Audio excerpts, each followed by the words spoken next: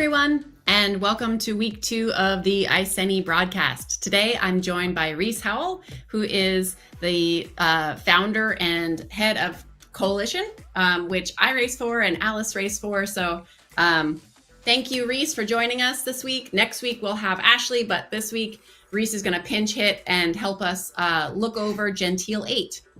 So welcome, Reese. It is a pleasure to be here. I'm going to go through the standings real quick from last week, and then we'll go over a refresh of what's on offer this week, and then we'll jump into the racing. So the points are structured as a individual GC, which is time-based only, and then we have a points league, and we have for both sprints and for QOMs.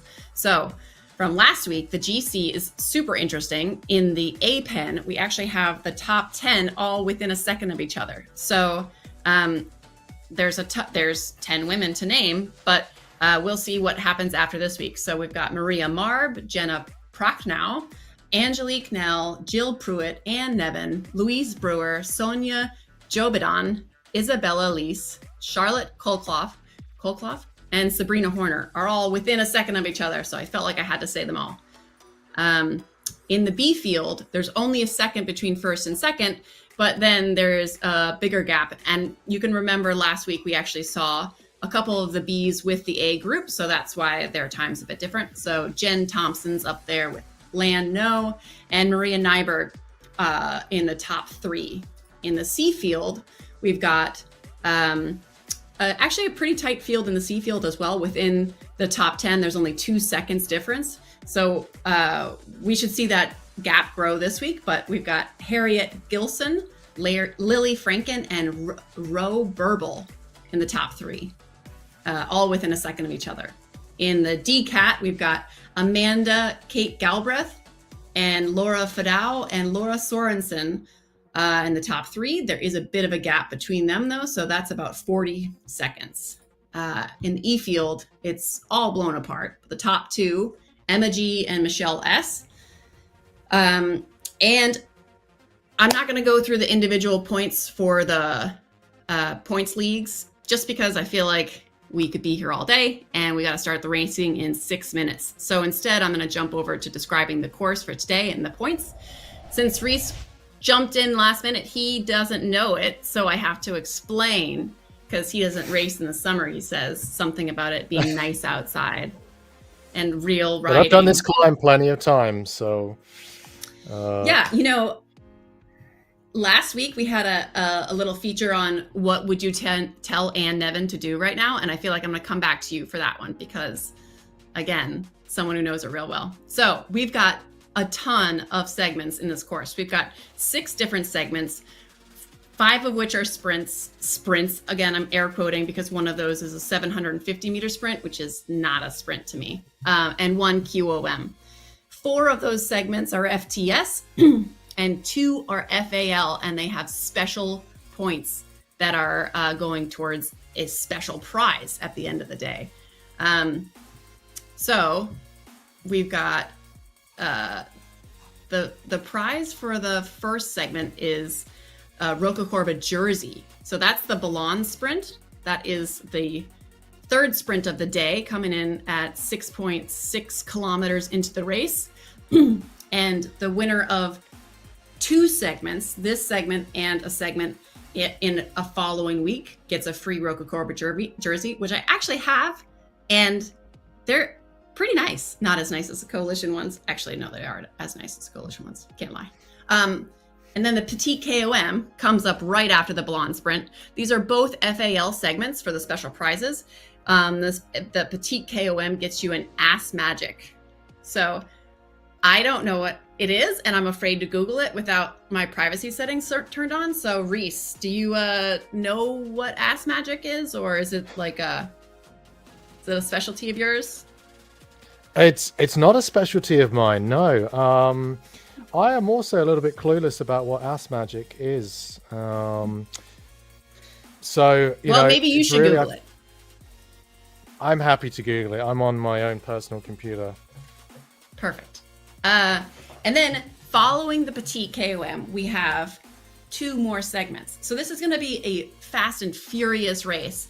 If the Zwift Insider projections are correct, it would take the A's just under 36 minutes, more than likely, and it'll take the E-Pen somewhere around 50 minutes to finish. So we will expect to see the race kind of blow up at the Petite KOM, and we'll try to catch as much magic as possible throughout the race. That's magic. Coming in hot. By the way, I found the ass magic. It is, as I hoped, it is chamois cream. So that's exactly what it is. It does exactly what it says on the tin. So ass magic, chamois cream, love your bum. Nice. I wonder if it's a women's specific. Is it a women's specific brand or? I do not believe so. No, I think it is unisex. Oh, all right. I mean, I don't want to go into the difference in what it would be to be female specific versus, any ass magic, but I bet our listeners can imagine. So first 3 segments of the day. The first one starts at 2.3 kilometers. So we really want to watch that first 5 minutes closely. You're going to see a big, long line leading out, and it's a flat start. So you can see on Damon's awesome graphics that the lead-in is just about 2.5 kilometers, and the Gentile 8 actually starts at the end of the sprint. So the first sprint is actually in the lead-in, and then they're going to go on cobbles through that sprint, and the second sprint's actually also on cobbles. So I don't know if everyone really understands that the cobbles really do slow you down, because you don't actually even really notice it. It's not like a grade change where you'll feel that resistance change. It's actually more, it slows the pack down a little bit. So in the beginning of the cobbles, you might not even notice. And if it's a short cobble section, you might not even notice a decrease in speed. But as it gets to be a longer cobble section, you'll start to notice slowdowns. So we'll see what happens. What do you think is going to happen, Reese, based on, your 20 minutes of knowing what's happening? Just in the initial sprint, I mean, it's a great opportunity to make an early break, especially if you're worried about the climb. If you are somebody who thinks you might get dropped on the climb, you could be considering sprinting and using that opportunity to kind of break away, so you have a little bit of slippage room. I have seen teams do this before. And it's tough because obviously after the sprint, naturally half the pack probably want to slow back down again. They've burned a match. They want to have a little bit of a rest before the climb. So it really depends what everybody else is doing around you, how that kind of shakes out before you get on that climb. What's super interesting about this big of a pack too is with the point structure, people are deciding whether they go for first through the segment, whether they go for individual GC, right? So those people who aren't sprinters and know they don't have a chance just really want to push the pace through all of these sprints. And there's 3 sprints within the first 7 kilometers. So they just kind of want to keep bullying through to tire those sprinters out, maybe get them dropped, maybe get them out of the contention for the individual GC. And the Petite KOM has an FAL element to it. So if you can get up and over that KOM while the sprinters are still gassed from their 3, 100% efforts within the first 7 kilometers, it can really give you a chance to break up that field and get more time out of it. So I hope we see that happen. I mean, the Petit Quam is not for the faint of heart. It's not very big, but it's pretty steep in some places. So it's definitely going to be the main point in the race, I think, where we're going to see the splits happening. Those who want to really push on will be doing it on this climb. And of course, you get a bit of a break on the descent, but then you're back into this kind of topsy-turvy section, which is a little bit like the S's in Watopia. Yeah. And that's another opportunity where if you've already got a gap, you can really push on. But then it is still a long way until the finish. So it's going to be really interesting to see how everybody plays this part of the race.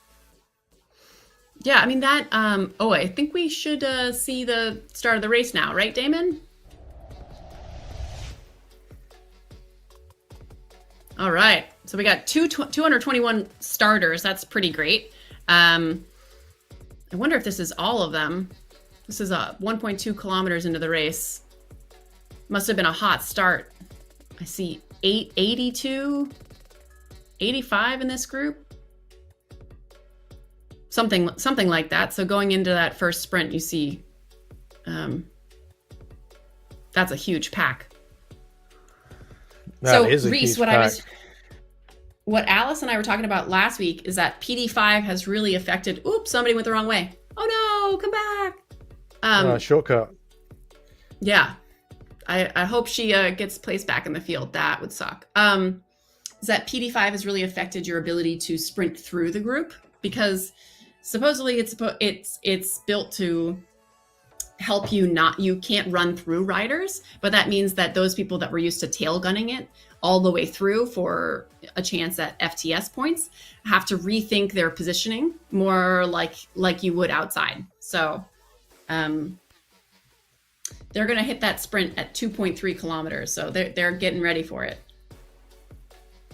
Yeah, I mean, the thing with sprinting is you're always trying to fine tune your sprint technique.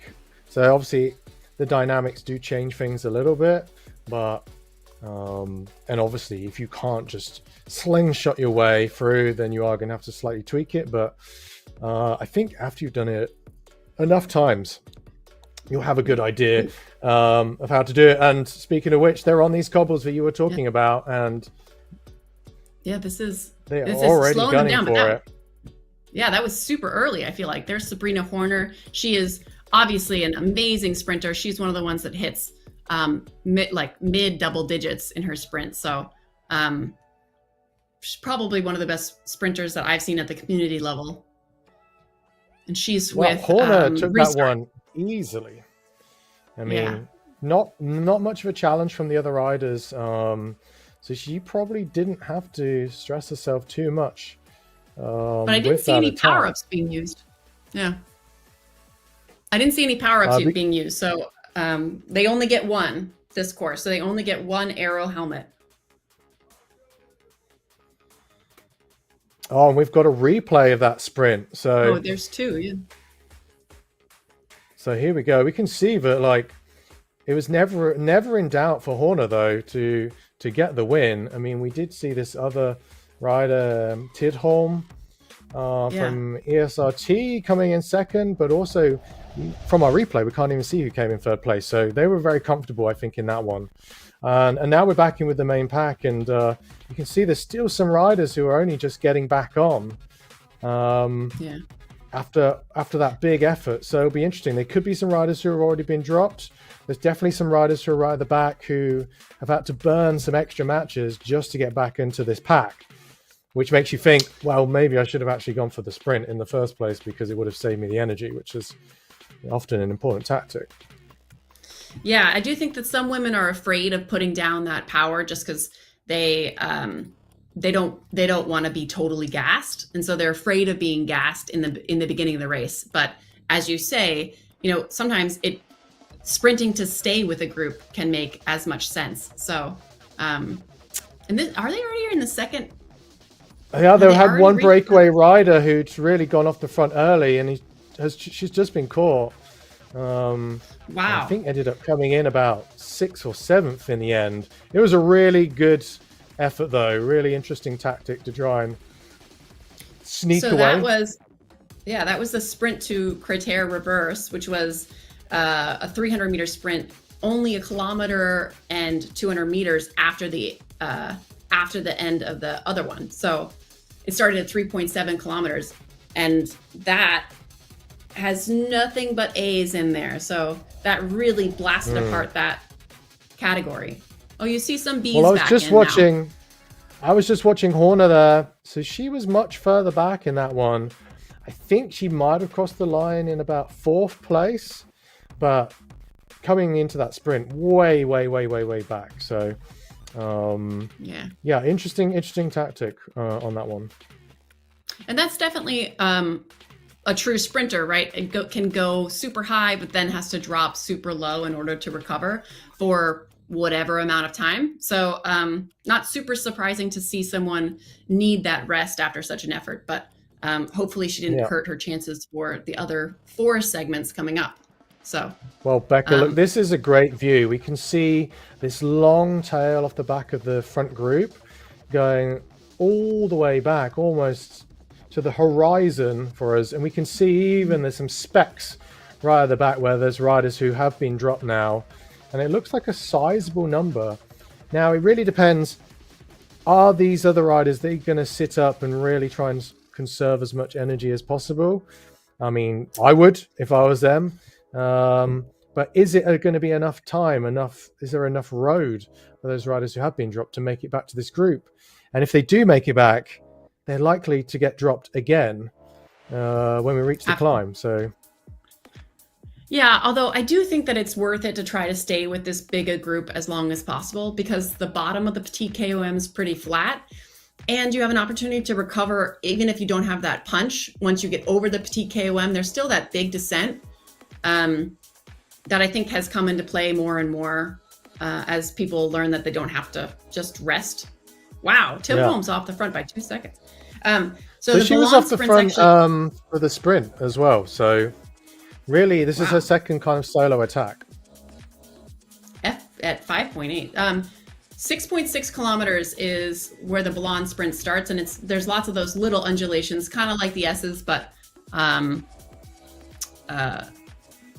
the blonde sprint's one of those super complicated sprints where it starts on a descent, and then there's kind of a mini hill in the middle of the effort. So Tidholm's probably banking on the fact that this sprint's actually FAL.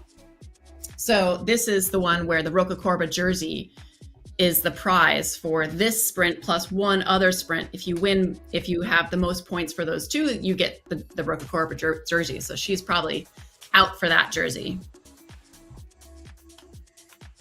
Yeah, that makes sense. She did have about 3 seconds when we were just looking at it before. Interesting. It looks like, I don't know if the rider is Teller, but there's quite a few riders here pushing at the front, mainly the Swedish riders pushing at the front, putting the pace on, and they've just entered the sprint segment now. Oh yeah, and you see Randy going at the bottom of the screen. You can see her really pushing that pace. She's up in that. Well, Svedstrom was going, but not going to have it. Now there's some people dropping their power ups. Come on, Anne. Yeah, it looked like Anne was in the top 5 too, or maybe top 6, top 5, top 6. So now is the time that we say, what would you tell Anne to do? Go, go, go, go. Because I mean, right now, yeah, of course. I mean, right now she's looking pretty comfortable. I mean, she's been out of the saddle the whole race pretty much. So watching Anne sprint is the same as watching her just ride in the pedal. Oh, she sat down now. Good idea. So I think Anne, she heard you. She was like, "Oh no." Yeah, exactly. I just sit in the front group for the bottom of the climb, and then I would say when it starts to the elevation starts to kick up, that's her opportunity to attack. Yeah. I don't think I don't think she needs to go all in. She doesn't need to be 100% because there will be other riders going with her, but it should be enough to basically make the decisive split. And it does need to be, the attack has to happen early enough so that the group isn't able to catch up on the descent. So key thing, don't leave that attack too late. Yeah. I do see that the petite KOM starts at 8 kilometers, so they're almost ready to start the climb already. So if that's like straight off the back of the blonde sprint, you take a right and then you start climbing. Yep. Although the beginning of the climb is shallow, so. Yeah, and they are on the base of the climb. It reminds me the bottom of the climb is a little bit like Box Hill, at least in real life. I think Box Hill on Zwift is harder than real life, so. It's very, very gentle, as you pointed out, but it is going to get a lot steeper. And I think the decisive split's going to happen here. The question is going to be, as I said, those that get dropped, will they be able to get back on the descent? So that's why, if you're going to attack now, or at least on this climb, it's got to be decisive. Yeah. Yeah, it really looks like it's stringing out already. You can see that peloton start to take a different shape. It goes from, blob to bullet shape. And we'll see, you can see Anne right at the front there with a SYN. SYN is a different team than Synergy, evidently. And so you see Lise is with SYN, and she's right at the front with Anne and Tidholm. So we'll see what happens here in this bullet-shaped peloton. The top of the KOM is kind of one of those, you don't really think that it's gonna be that steep, and then there's just a short segment that's steep. You go through the banner, and then you have to hit another steep pitch before you descend. So those people who get through the banner and just take a big breath and try to relax a little bit are gonna be dropped right off the back. So well, it is already splitting up. I just noticed Aliana from the coalition is in there as well. Our long distance Richter? extraordinaire. Arian Richter is in there? Yeah. All right. You should. I thought you would know talk that. About she's a fellow Berliner as well, so. She's the best. She's the one that wins the 1,200 kilometer self-supported races around countries. So, Exactly. I always love and learning last time I what saw people you, do in real Becca, life. the last time I Was saw with you, Becca, Ari. was also the last time I saw Ari. Exactly. Yeah, she's the best. My kids love her. We're already seeing the splits happening, and it's great to see Anne Nevin as well, seemingly right at the front, pushing the pace, which is what I like to see. She wants that ass magic. Who doesn't? I might order some myself, even without a discount code. It's a great name. Just don't Google it. Yeah, well, good, fair play on their SEO, because they came up as the #1 search result, which was a pleasant surprise. Yeah. True. And I see Rianne in the top 10 as well. She's in with ROCACORBA, one of the leaders of their group, and they have a very interesting dynamic, which I was hoping to I'll delve into next week with Ashley. But they have their elite riders ride and then DS immediately afterwards, and I know that must be like a fascinating experience, both on the receiving end, as somebody being DS at the community level, and as at the end of being a DS right after your race. That's tough. Wow, this group is about 12 riders, I think, now. And it's very cool to see Jones from Wales, who looked like she'd been dropped. And then she made a big effort to bridge over. And then I thought she was going to ride right through and attack off the front, because she made her way to the middle of the pack. But she's just dropped back now. So good effort by Jones there to make it back into this front group. Let's see if she can hang on. Now, this is the point of the race where it's not going to get any harder, really, than this point. So, you've got to keep pushing on. You've got... Yeah, they're going to go around this corner. There's about 10 or 12 riders here. Exactly. Yeah, you've got to put this effort in now. The damage is done for the riders behind. You can see all of these riders who have been dropped.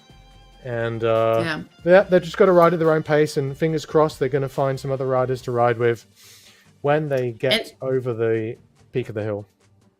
The interesting thing is you see a big split of the sprinters from the A group are all behind now. So I think the only sprinter, Prak now is a pretty good sprinter, Hoag's a pretty good sprinter, but all the sprinters we saw really outperforming everyone in the beginning are off this front group. So it'll be interesting to see what the results from the FTS for the follow-on segments are, because after this KOM, we still have 2 more FTS segments. All right, Anne, let's go. Top 3. I mean, look at the cadence of Anne Nevin. I mean, 80. To be honest, 80 is like my standard cadence, but 70 now. Like you can see, she's really grinding a massive gear here. to crank out as many watts as possible. So much power in there. And that is a decisive split now. 3 riders. Ooh, who was that? Was it Tidholm or Tilda might Nevin? have just snuck it. Oh, let's see if we can see the first B rider. So that must be Broomer. I see a couple in front that have that red jersey. We're very easily going to be able to see the FAL for all the rest of the categories because everybody's in a different jersey. So this ROCACORBA jersey is the 375 to 500. So who is that out front? What an effort by those 3 You can women. just see in the video at the bottom, Anne has finally sat down. She's changed that gear. She's spinning her legs, trying to shake off some of that lactic acid which is built up in her legs. Yay, go Ari. And then Horner there. Horner's in 32nd position. So there you go. He was smashing it in the sprints, but suffered on the climb. Yeah, I mean, it's not exactly Amy the same Young physique. as well. Amy Young as well. Killing from it. the coalition. Look at that 5.2. And there's Randy. Randy was also killing it on those sprints. She's with Restart as well. You see Vanessa and Joe Grogan. And Lindsay Nagy. Those are also coalition members. Teresa Crane. All the women that I know and love. And I'm not biased towards coalition. It's just that I have a love for them because I know them. So I love you also, Vasen, with ZWB Synergy, but not as much. So go, Joe! I thought you meant Buyasin. Oh, no, not that I know of.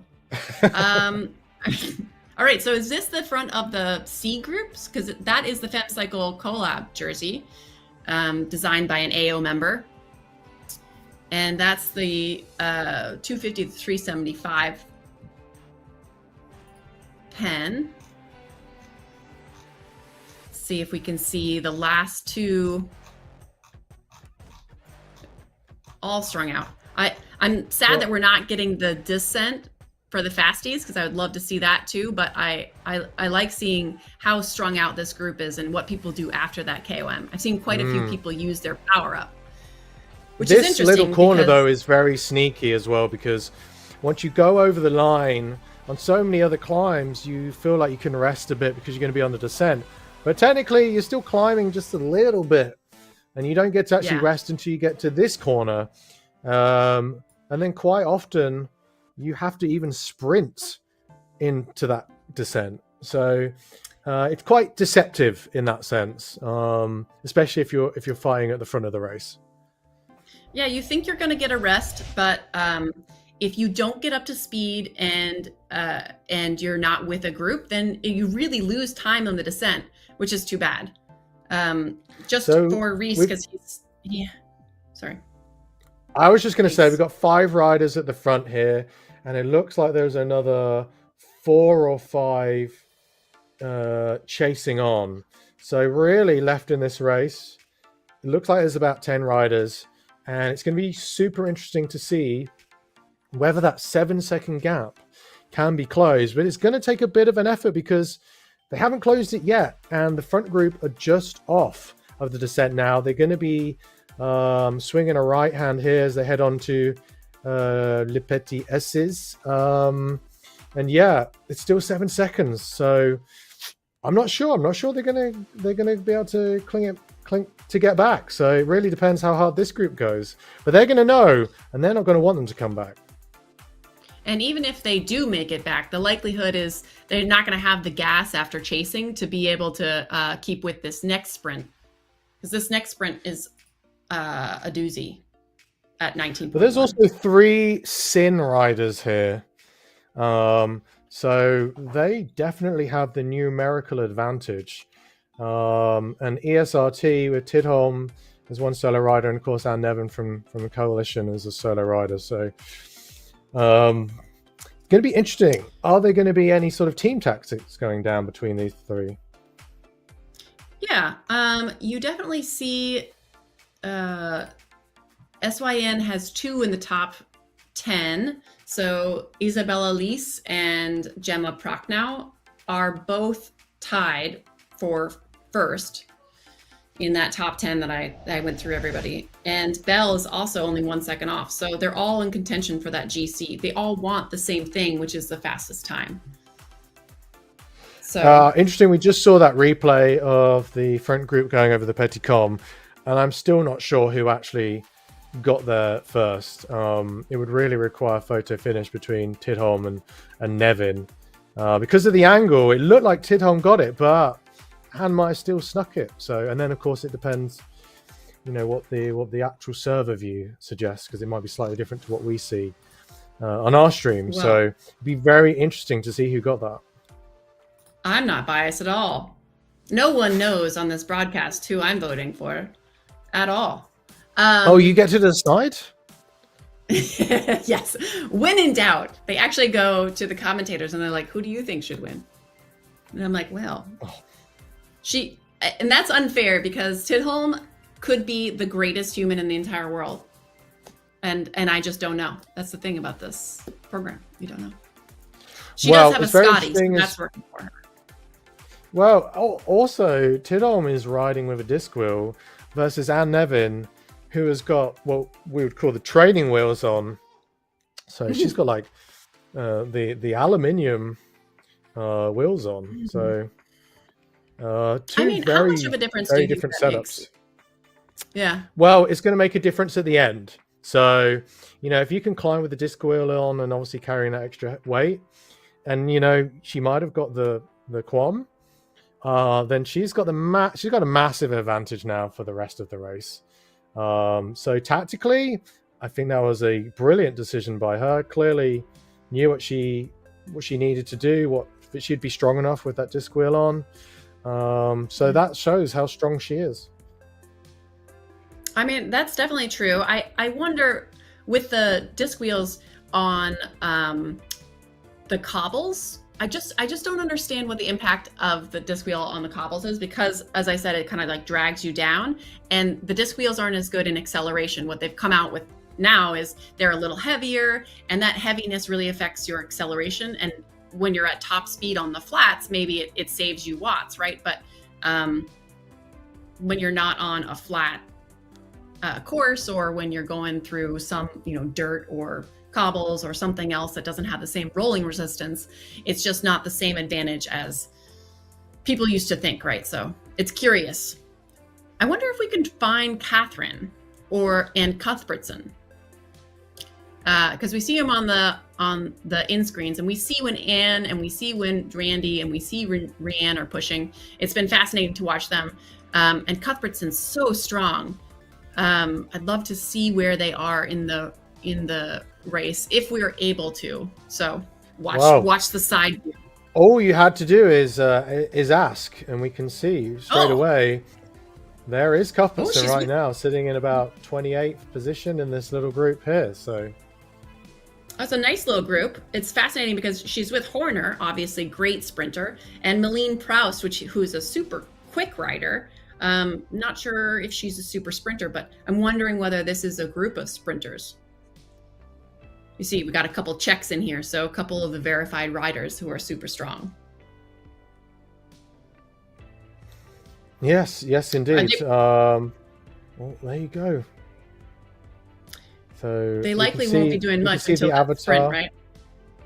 Yeah, we can see the avatar and the rider together, side by side, or above and below. She doesn't look like she's in so much pain. Her heart rate's pretty low. She's pretty comfortable right now. Her cadence looks good. Her heart rate looks good. She's chilling. She's getting ready for that sprint, which is coming up. I mean, the selection's been made. At this point, you know where you are on the road. You only have to make as much of an effort as necessary within this group. Sometimes if you really think, hey, this group can push on and make it over to the group ahead, then of course you can kind of convince the others to push on and work a bit harder. But often in these sort of scenarios, if you can't see the riders up the road, if it's beyond 10 seconds, you're just going to ride within yourself and you have your own mini race. So, and speaking of which, we're over to Randy to have the same sort of view.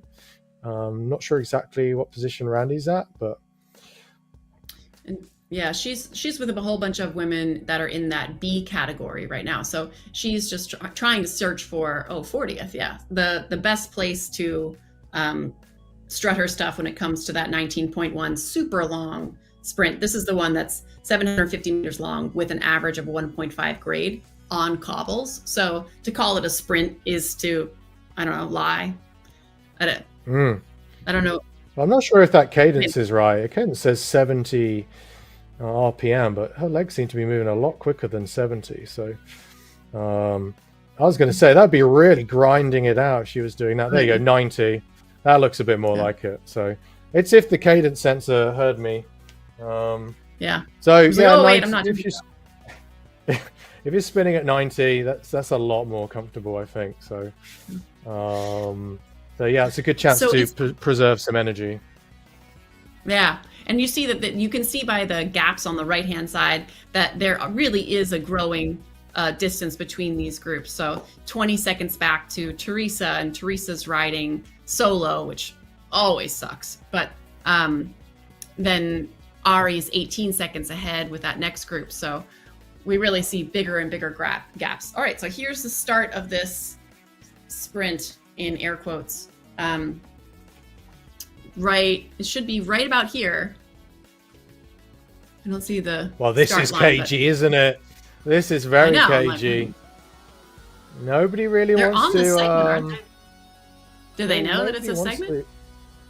No, I mean, if it is, I think maybe they're not bothered by it, you know. So. Yeah. No, they're not on the segment yet, are they? It's 19.5. They should be 19.1 to 19.5. It is a really long segment. Yeah, no, sorry, I just thought they hadn't got onto it yet. Yeah, you're right. I mean, but of course, this one, they're not gonna. I just don't think they're going to kill themselves on because they've got the finish line ahead of them. Yeah, so, and you can see, and I don't think any of these are sprinters. Yeah. No, other than and Pratt then now, they'll take it seriously. Well, it's Anne Nevin and Tidholm again. Tidholm's going to sneak it, I think. Yeah. Oh, just a little bit. Yeah, but it's FTS anyway. So FAL for this one didn't matter except for Pride, Avatar Pride. But Belle wants to make sure she gets back on. Avatar Pride's real. Yeah, it is. There's a descent here, so you kind of do a curly Q on cobbles, and you descend to the flat back part of the course.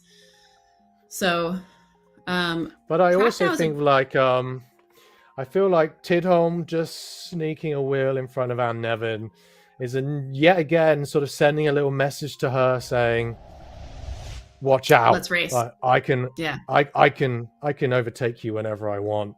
So, and Anne will have noticed that. She will have noticed that the same rider has been poking that wheel out just in front of the line for the whole race. So yeah, it's good. It's good to have this sort of gamesmanship. Yeah, I think this is a series leading back into ZRL. So we had the FCC do a 3-week series, and now ROCACORBA and Iceni is doing a 4-week kind of get back into racing for those women who were either outside racing or riding or adventuring or, tripping after their children, whatever the case may be.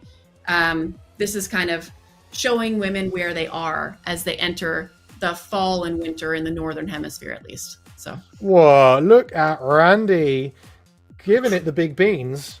I mean, that looks like a serious sprint. I can't see her power numbers there, but just looking at the effort she was making on the bike, and Cuthbertson as well, also, even though she was still in the saddle, looked like she was digging deep. So, even though they're not at the front, they're still going for it. So really cool to be able to jump back into the race and see some of the efforts they're putting in. I kind of think that if we look at the FTS for that segment, you're not going to see these front riders up in those. There's only 6 FTS. The points only go down to the 6th place. And I doubt you'll see these riders because nobody around them was going. So they either didn't notice the start or were waiting for, being cagey, like you said. And they didn't really seem to react until the last 100 meters or so. So I would expect you see the FTS coming out of that second group or even maybe behind. I mean, 100% agree with you. I mean, just looking at the difference in effort, just on the live webcams. I mean, it was like night and day. You know, the difference that the riders were putting in. So I agree with you. I think it could be Randy. I mean, just for the pure effort, I would not be surprised if Randy's the one that actually gets that when we look at the results at the end. Yeah, and so here we see a bunch of Cat C and Cat B riders. I think we may see a Cat D. The D is Watch the Party ROCACORBA, and the C is Femme Cycle Collab, and the ROCACORBA Collective is the B jersey. So, you know, if you don't see a jersey like the one that you're wearing, you know that your competition is maybe not in this field, which I actually think is a super interesting way to race. I've heard a lot of feedback, positive and negative, about it.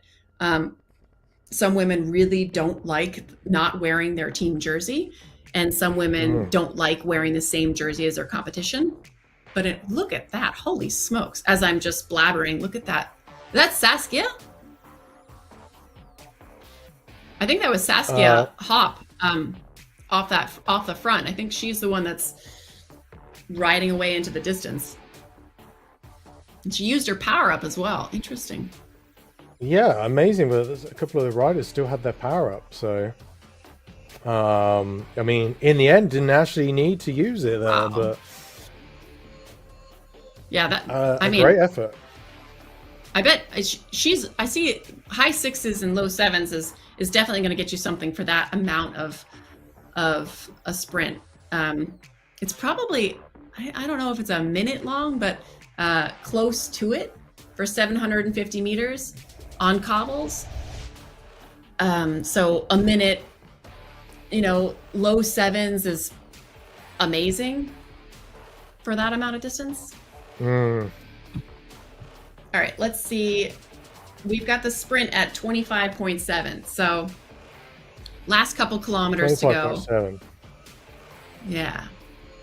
So the start of the last sprint is at 25.4. So we really want to be able to see that group. I wonder if this group is going to go for it again early, or if they're going to leave it till the end.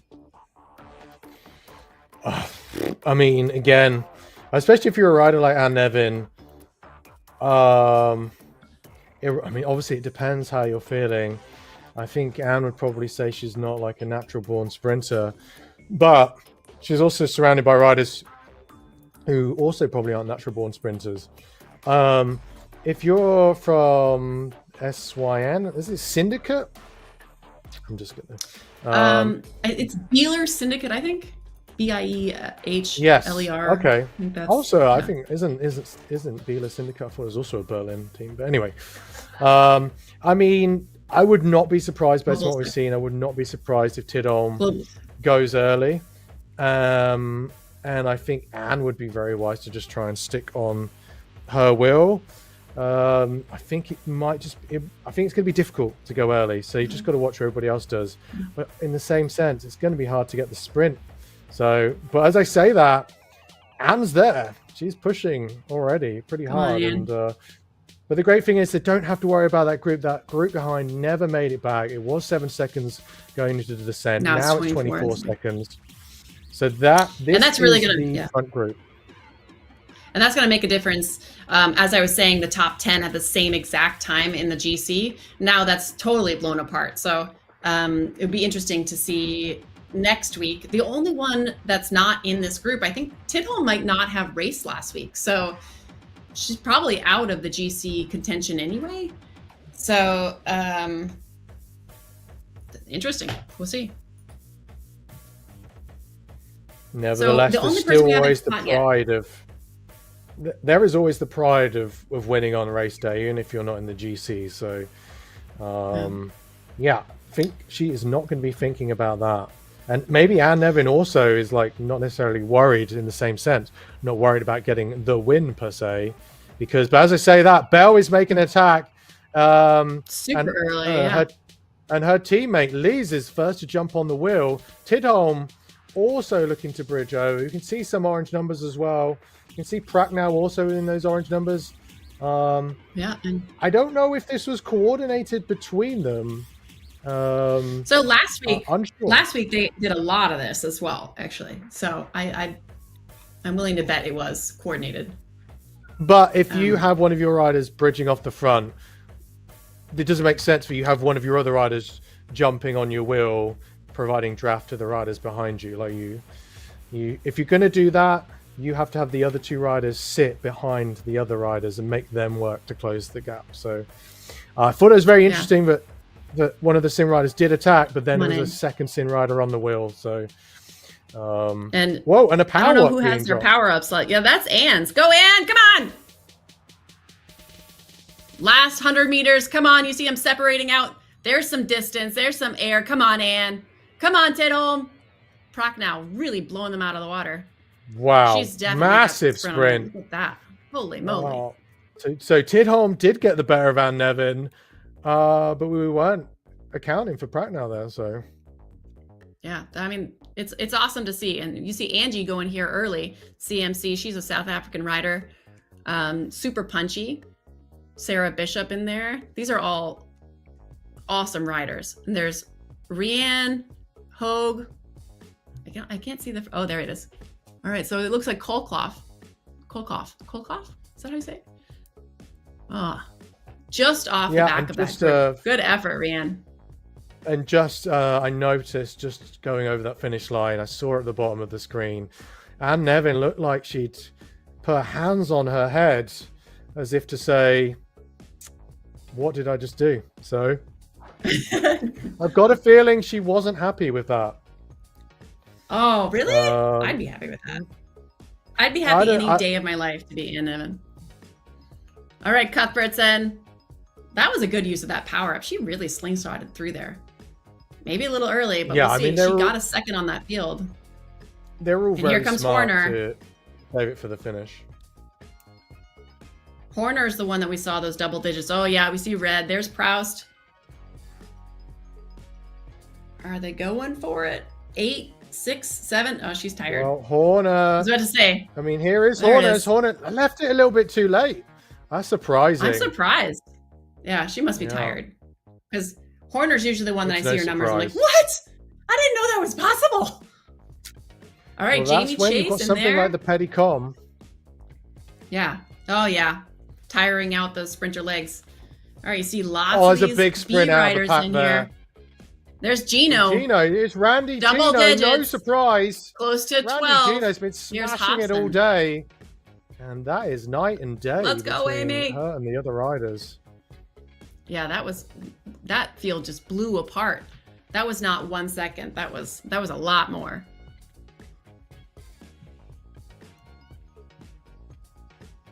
Oh, Teresa. Teresa's so good. She's one of those riders that's getting into racing more and more. So I hate finishing in the middle like this, where she obviously has a great finish, but it doesn't feel as satisfying when you're racing in the middle of nowhere, right? That's not fun. Sure. But she's crushing it anyway.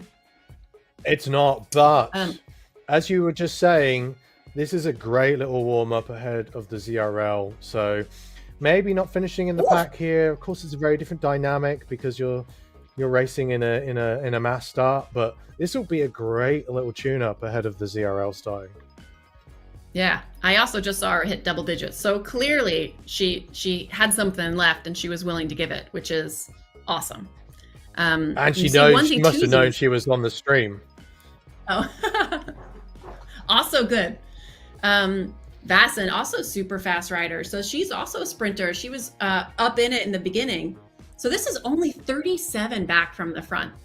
As much as we think we've seen a lot of racing. Whoa, look at that. Nice positioning there in the avatar. Yeah. So this was a big group. Wow. Yeah, that was a massive group. We're going to see quite a few big groups coming across now, I guess, because we're only 75th out of 223 riders. So we're gonna see a lot of these groups. Yeah. So you see, I'm seeing a lot of women that actually ride together in this group as well. So I know Sherry and Angie and Saskia often race together, and Susan's often in there too. So when you have people who know each other's strengths, whether they're on the same team or other teams, it's always fascinating to watch them race each other because they know how to press each other's buttons, how to get each other to expend too much energy. It's a different type of racing, right? When you constantly race with the same people. So again, totally different setups here. Disc wheel, Tron, climbing setup. Wow, look, Ooh, this is a very well-timed sprint, slingshotting right to the front. But there's another rider Stenvold with the ROCACORBA going with her. who... Ooh, that's was Saskia. Close. That's Saskia again. That's the one that we saw race in off into the distance on the last one, on the 750 meter sprint. So that was Stenvold and Saskia Hop. Yeah. Whoa, that's a very early power up being dropped right there. Trying to get the bridge before we're even into the sprint segment. That I love it when riders try and go early. And the other riders haven't reacted yet. So is this move going to pay off? I mean, that is a big gap to close. And she's still doing 6 watts per kilo. I think she's going to do it. 2 seconds. Oh, yeah. Look at that. Excellent racing. That was a great effort. Did she come through the middle of the pack, or was she off the front? She went off the front really early before we were even in the sprint segment. So that was a long effort for her. And the group behind, just a bit too slow to react, I think. That's the problem. Yeah. You, in your mind, going into a sprint like this, you have your own idea of when you want to sprint. But you also have to look at what the other riders are doing. Yeah. So this is a bit more of a normal sprint. Yeah. You see that's when I'd want to start sprinting, like 200 meters out. That's perfect. Yeah. Anything longer than that, it's hard to maintain it for sure. You see Kobe. Yes. Lots of familiar names here. So lots of women that race a lot. And now it's getting to the point that they've been racing longer than most, ladder races, and they're pretty tired at this point. Yeah, Here's Hannah. Nearly 45 minutes out on course. That's a long race for a lot of people. So yeah, I mean, in ZRL, sometimes you have those longer races, and actually this year they're going to split it where the A's and the B's race longer, aiming for an hour or so, right? And the C's and the D's have shorter courses. So, so no one should be doing an hour and 20 or whatever it was that Glyph Heights took everyone that wasn't a climber. Oh, I see that positioning. Oh, what a sprint out of her. Well, that's only the first 4 races. So we'll see what else gets thrown at us. I mean, obviously the last round of the ZRL is this Legends League or something. So I'm very curious as to what that's going to be. So I might be washing my hair if it's Glyph Heights. for 6 whatever weeks. It is. Yep. My hair is very dirty that time of year. So, so I always think it's funny to see different positioning. I mean, if I was in this group and I thought that I was in the front of the D group, so these are the D jerseys, and a C jerseys. C jerseys are the Femme Cycle Collab, and the other ones are the Ds. If I didn't think I was the beginning of my pack, I have a hard time sprinting, and some women have so much more fight in them. It's amazing and astounding and incredible to watch. Like, I would be off the back, like N from ESRT. I'd be like, good luck, see you later. Yeah, but interesting how many riders saved their power up for the finish. You can just see that rider who just went third across the line. Like, if you look at like sprinting timing, her timing was only just off. Because she was finishing the sprint by going past people. So clearly just needs to fine tune it so that you could actually say, if I just start a little bit sooner, or maybe not going full sprint, but just staying on the wheel, then, you can be a deadly sprinter. So yeah. And that's how that's why you have to practice right now. It. Yeah. Exactly. And almost had Tidholm. She was almost there. If that was 100 more meters. And also, I think Anne's sprint's getting better because I saw middle 8s. So She Yeah, has a but I feel like superpower, if which you're is driving. Tidholm, like we were talking about in the race, if you're Tidholm, you're like, she'll be there like wagging her finger, like, you're not passing me. You're not passing me at the line. Ugh. So good little, I mean, a good little kind of Competition. Maybe kind we'll of see it play out next week again. Holy moly, who's that? Oh yeah. Whoa, like a rocket. How did that happen? Holy moly! In double digits for a little bit. 20 watts, 20. I don't know. It's hard to see on the screen. Like, not like 20 watts per kilo. She looked like a bullet. That she was just fast. speeding right through there. Yeah. I mean, surely we have to watch it in slow motion because otherwise, I know we wouldn't have seen it. I mean, Jesus Christ! 50, I mean, 55 kilometers per hour. She was going 55. The next she could race get was a going job. 46. She'd get a job as a train in Japan. Just have people shoving things into her.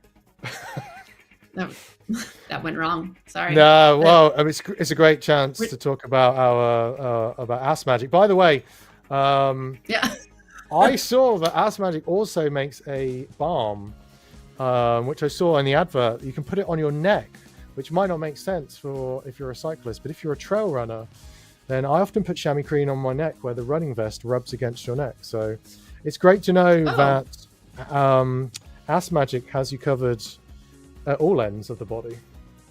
Yeah, tip to tail.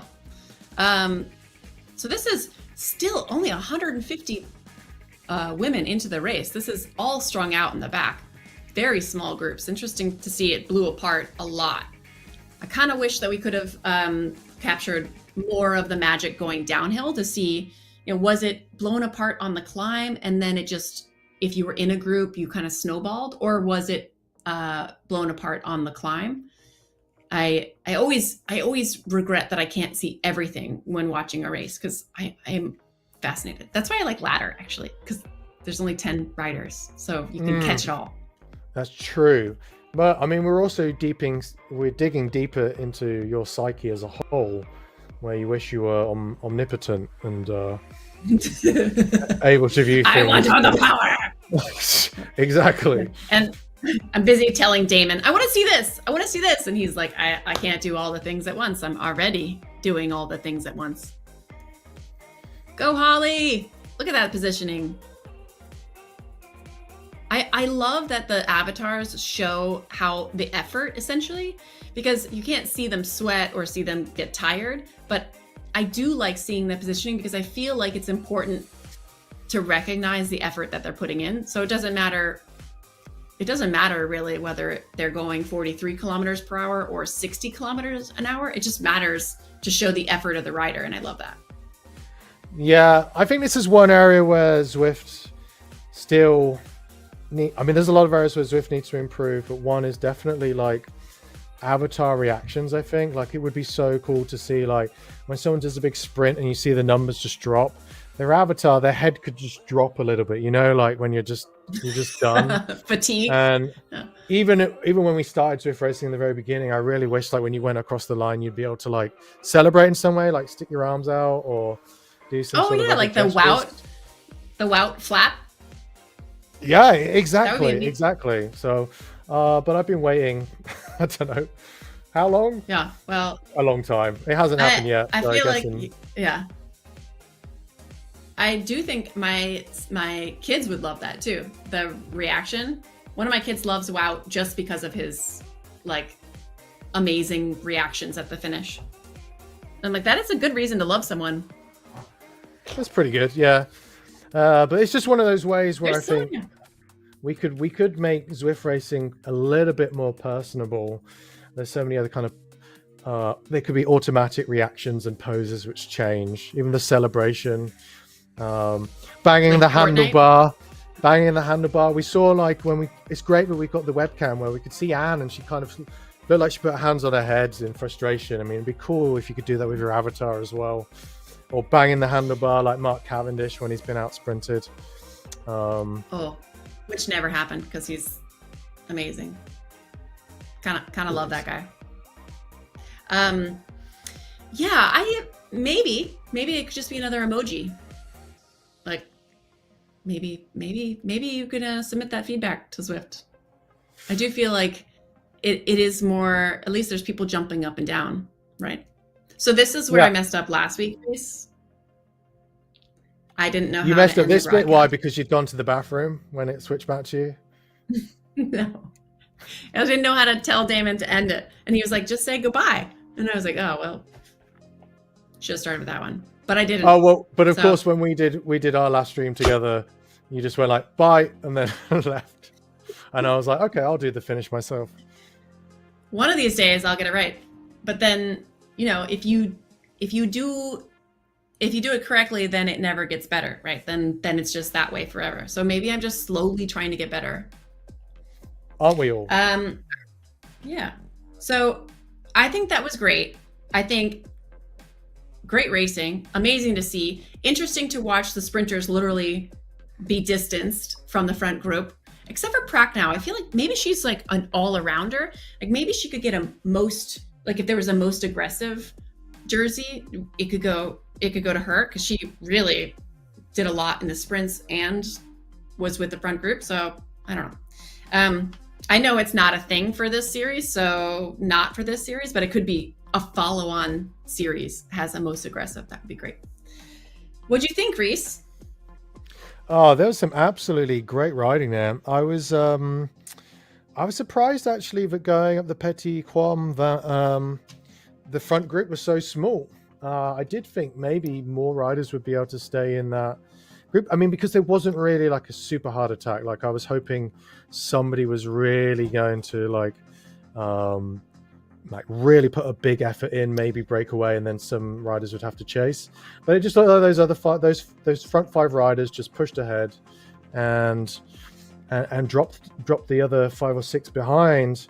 I don't want to say without any effort, like clearly they were pushing hard, but they didn't make a massive explosive effort. So I guess I was quite surprised. I was not surprised that group was not able to make it back. They would have had to really push hard early into the descent. I do think the three segments coming right after the start of the race, so within the first 6.5 kilometers, 3 sprint segments, I think really tired out that front group. Last week we saw them stay together a lot further through the race, but I think everybody, by the time they hit the bottom of the KOM, was just like, see ya, you know, my part is done.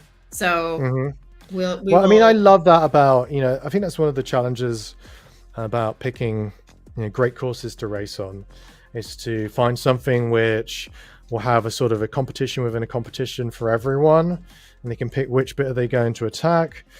I love it when you have these sort of sprint segments before a climb, and I really like it when the gaps are quite small between them, because it just adds that level of attrition where it's really hard for people to recover in time, and then you really get to find out who is the most sort of well-rounded rider, and you see the cream of the crop basically, and that's what we saw today. Yeah, but you did see the cream of the crop all arounder, or, you know, total power kind of distance themselves, and then you saw the sprinters cream of the crop in a different group. So that to me is fascinating, and also everybody being looped together means, you know, you got your cream of the crop with your front end of your GC of a different category, right? So you saw the categories kind of intermingling, which I think is fascinating, and I think you can really only do it with women's riding. So something different. So thanks again for joining me. Next week we'll be back with the figure 8 route. So that's kind of a classic. Everybody's raced that one. So thank you, Reese, and thank you, Damon, and thank you everybody that raced it. That was great. So bye, everybody. Bye. Great racing, everyone. Great job.